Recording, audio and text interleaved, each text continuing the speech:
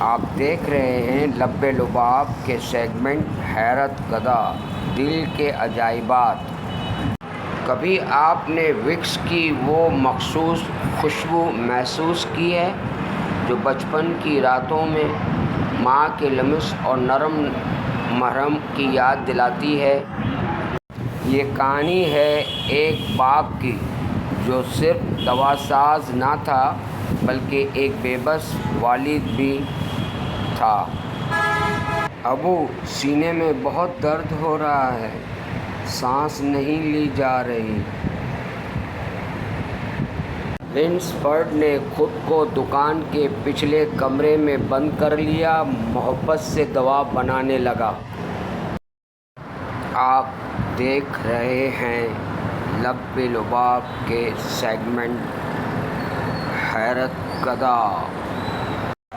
اس نے یہ مرہم بچے کے سینے پر ملنا شروع کی اور معجزہ ہو گیا۔ لوگوں نے اس کا مذاق اڑایا، دیوانہ کہا، مگر وہ نہ رکا۔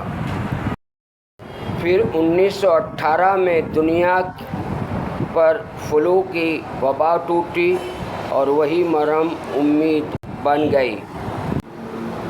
افسوس وہ بیٹا بچ نہ سکا مگر لاکھوں بچوں کے لیے سکون چھوڑ گیا۔ آج جب وکس کی خوشبو محسوس ہوتی ہے تو وہ صرف دوا نہیں، ایک احساس بن چکی ہے۔